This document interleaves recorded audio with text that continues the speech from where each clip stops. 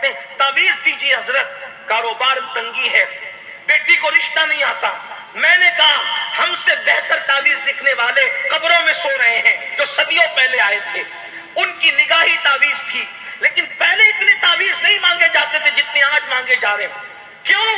پہلے لوگ اتنے پریشان نہیں رہتے تھے جتنے آج پریشان ہیں۔ تو لوگ کیا کہتے ہیں؟ ہم کو کسی نے کچھ کر دیا اس لیے کاروبار نہیں چلتا، ہم کو کسی نے کچھ کر دیا فیکٹریاں بند ہو رہی ہے، ہم کو کسی نے کچھ کر دیا کاروبار بند ہو رہا ہے، ہم کو کسی نے کچھ کر دیا بیٹی کو رشتے نہیں آتے، ہم کو کسی نے کچھ کر دیا اولاد نہیں ہو رہی ہے۔ میں کہتا ہوں نادان، کسی نے کچھ نہیں کیا، ہم نے خود کیا ہے۔ جس گھر میں زنا کے مناظر دیکھے جائیں اس گھر کے اندر تنگی نہیں ہوگی تو کیا ہوگا؟ اگر فیکٹریاں بند ہو رہی ہے تو کسی نے کچھ نہیں کیا، ہم نے اپنے ہاتھ سے اپنے پیر پہ کڑاڑی ماری۔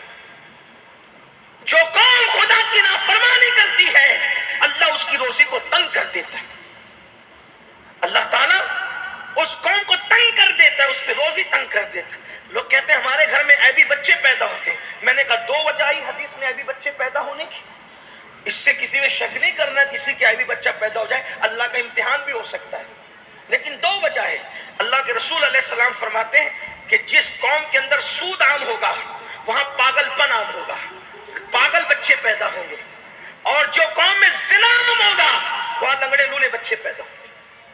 آپ کہاں؟ ہم کہاں ہیں؟ کیا آپ نے جادوگروں کو خدا سے زیادہ پاورفل سمجھ لیا؟ ان جادوگروں کی اوقات کیا ہے؟ میرے اللہ کی شان ہے جب تک وہ نہیں چاہتا پتا بھی نہیں ہلتا۔ جادو اثر کرتا ہے لیکن اتنا بھی کہ پوری دنیا پہ جادو کی حکومت ہو گئی۔ اللہ کی حکومت کہاں ہے پھر؟ اللہ کی طاقت کہاں ہے پھر؟ ہمارا ایمان ہے خیر اور شر سب اسی کی طرف سے ہے، لیکن اتنا جادو کو مان لینا کہ جو وہ چاہے وہی ہوگا، جو وہ کریں گے وہی ہوگا، نہیں، جو وہ چاہیں گے وہ نہیں ہوگا، جو میرا اللہ چاہے گا وہی ہوگا۔ اچھی طرح یاد رکھنا، اگر میرا اللہ چاہے 70,000 جادوگر آتے ہیں اور ایک اللہ کا سچا بندہ موسیٰ کی شکل میں آتا ہے تو جادوگر موسیٰ کو کچھ نہیں کر پاتے، موسیٰ کے ذریعے سے 70,000 کو ایمان کی دولت نصیب ہو جاتی۔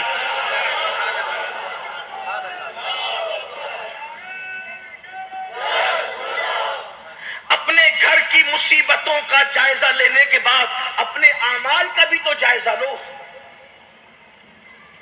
اپنے اعمال کا بھی تو جائزہ لو۔ اور پھر جب لوگوں کے پاس جاتے ہو تعویذ لینے، پھر تعویذ کا دھندا کرنے والے تمہیں طبیعت سے لوٹتے ہیں، قدرت کی طرف سے مار پڑ رہی اعمال کی وجہ سے ادھر تعویذ والے مزید تمہیں مار پڑواتے ہیں، اور یہ اللہ کا امتحان ہے۔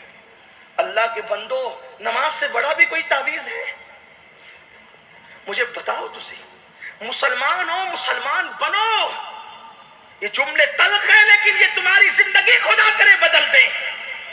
نماز سے بڑا بھی کوئی تعویذ ہے؟ یہ عیسائیت اور یہودیت کا مذہب نہیں ہے کہ اللہ سے کوئی اپنی عرضی نہیں لگا سکتا۔ اللہ سے عرضی لگانے کے لیے یا تو پادری کے پاس جاؤ، یا تو فادر کے پاس جاؤ، یا تو پوپ کے پاس جاؤ۔ ہمارے کوئی آدر فادر پوپ نہیں ہے۔ میرے آقا نے فرمایا جب بندہ سجدہ کرتا ہے تو خدا اور بندے کے درمیان سے سارے پردے اٹھا دیے جاتے ہیں۔ اللہ فرماتا ہے مانگ، کیا مانگتا ہے؟ مجھے میری عزت کی قسم ہے جو مانگے گا میں تجھے عطا کر دوں گا۔ کیوں نہیں آتے خدا کی چوکھٹ پر؟ کیوں نہیں آتے خدا کی چوکھٹ پر؟ کیوں توہمات پرستی میں مبتلا ہو؟ یہ عورتیں کہتی ہے مولانا میرا شوہر مجھ سے محبت نہیں کرتا، میری ننند لڑتی ہے، میری ساس لڑتی ہے، کوئی تعویذ دو۔ میں نے کہا نماز سے بڑا تعویذ کیا؟ اگر تعویذ دینے والے ہی آپ کے گھر میں صلح کرا سکتے تو تعویذ والے کیوں لڑ رہے ہیں اپنے گھر میں؟ ذرا دینے والے سے بھی تو پوچھو۔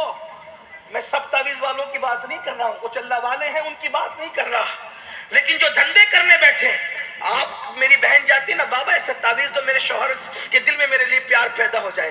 اگر تو اس کی پرسنل زندگی میں جھانک کر دیکھ، میری بہن اس کی بیوی اس کو 4 گالیاں دیتی ہے اس بیٹھک کے بعد، اس کے گھر میں خود مہابھارت مچا ہوا ہے۔ تو اگر وہ گھر میں محبت پیدا کر سکتا تھا تعویذ کی وجہ سے تو اس کے گھر میں بھی تو محبت کا ماحول ہوتا۔ اگر وہ تجھے رزق دلا سکتا تھا تو 50 روپے کا تعویذ دے کر کے کیوں بیٹھتا دین بیچنے کے لیے؟ کیا وہ خود روزی نہیں کما سکتا تھا؟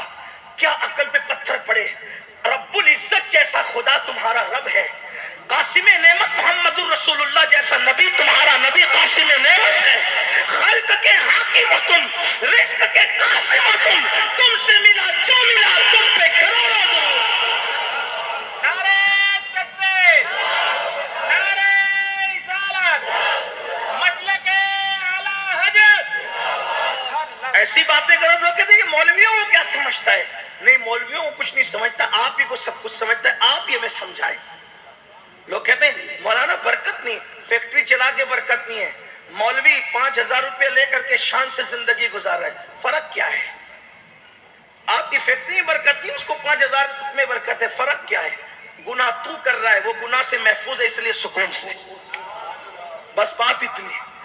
آپ گناہ کو سمجھتے کیا ہیں؟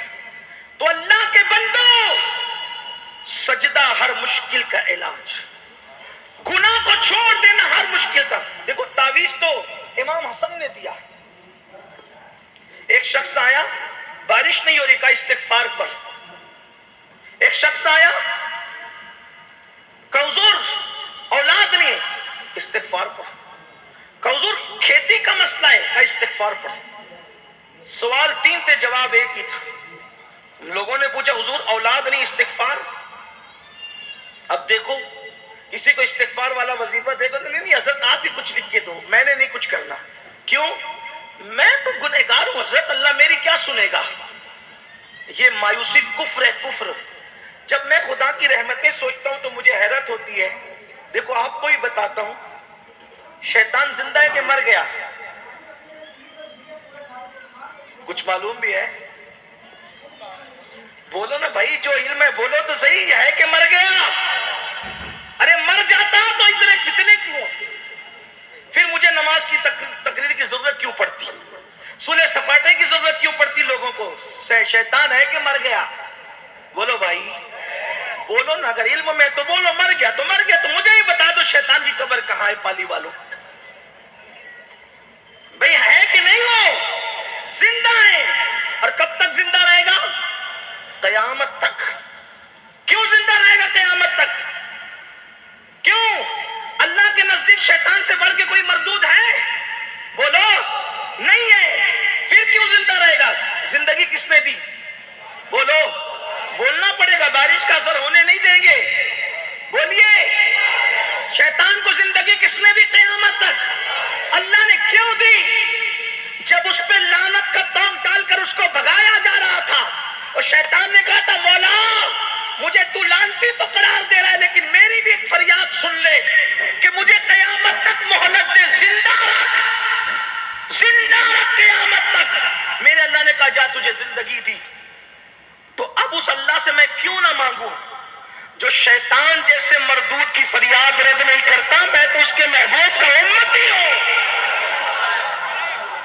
کیوں مانتے نہیں؟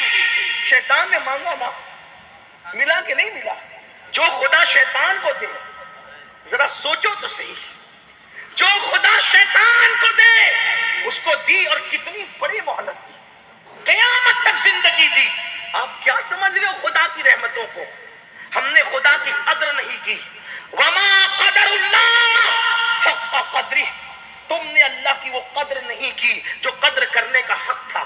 ہر ایرے گہرے نتو خیرے کے پاس گئے، کبھی اس کی چوکھٹ پہ تو آؤ، اپنے جیسے محتاجوں کے پاس گئے ذرا اس کی چوکھٹ پہ تو آؤ۔ لوگ کہتے ہیں ہم گنہگار ہیں، وہ کیا سنے گا؟ میں نے کہا جیسے وہ نیکوں کا خدا ہے ویسے وہ ہم گنہگاروں کا بھی خدا ہے، وہ جیسے نیکوں کی سنتا ہے گنہگاروں کی بھی سنتا ہے۔ بلکہ ہمارے صوفیہ تو یہاں تک فرماتے ہیں جب نیک کہتے یا اللہ تو ایک بار کہتا ہے لبیک یا عبدی، اور جب مجرم اور گنہگار کہتے یا اللہ تو 3 بار کہتا ہے لبیک یا عبدی، لبیک یا عبدی، لبیک یا عبدی۔ فرشتے کہتے ہیں نیک پر 1 بار اور گنہگاروں پہ 3 بار، تو جواب ملتا ہے فرشتوں جب نیک پکارتے ہیں تو دماغ میں کہیں نہ کہیں نیکی کا تصور ہوتا ہے، لیکن جب پاپی پکارتا ہے تو وہ صرف مجھے پہ بھروسہ کر کے پکارتا ہے۔ اس کے کرم کے ٹھکانے کیا ہے؟ تو کریم ہی جو ٹھہرا تو کرم کا کیا ٹھکانہ؟ تو نوازنے پہ آئے تو نواز دے زمان۔ میرے قوم کے جوانوں کیا نہیں ہے جو خدا کے یہاں نہیں ملتا؟ محمد الرسول اللہ کا وسیلہ دے کر مانگو، پنجتن کا وسیلہ دے کے مانگو، غوث و خواجہ کا وسیلہ دے کے مانگو، خلفائے راشدین کا وسیلہ دے کے مانگو۔ ہمارے پاس خدا نے کتنے مضبوط وسیلے دیے ہیں، اور اپنے دماغ سے یہ نکال دو کسی نے کچھ کیا ہے۔ ہاں 2-3% کو کچھ مسائل ہو جاتے ہیں، لیکن زیادہ تر جو کچھ ہمارے گناہ کی وجہ سے ہے، جو کچھ ہمارے جرائم کی وجہ سے ہے۔ امام حسن سے پوچھا گیا، حضرت اولاد نہیں تھی، آپ نے استغفار پڑھنے کے لیے کہا، بارش نہیں ہو رہی تھی، آپ نے استغفار پڑھنے کے لیے کہا، کھیتی کا مسئلہ تھا، آپ نے استغفار پڑھنے کے لیے کہا، تو آپ نے فرمایا کہ تو نے قرآن نہیں پڑھا؟ اللہ فرماتا ہے جب تم اللہ کی بارگاہ میں استغفار کرو گے تو اللہ تمہیں معاف کر دے گا۔ اللہ اکبر۔ پھر فرمایا جب تم توبہ کرو گے تو اللہ سراٹے کی بارش نازل فرمائے گا، اور جب تم استغفار کرو گے اللہ تمہیں اچھی اولاد عطا کرے گا، اور وہ تمہاری کھیتیوں کو ہرا کر دے گا۔ استغفار کی برکت یہ ہے، توبہ کی برکت یہ ہے۔ میرے آقا فرماتے سید المعصومین، ایک دن میں 70 مرتبہ میں خود استغفار کرتا ہوں، ایک دن میں 100 مرتبہ میں خود استغفار کرتا ہوں۔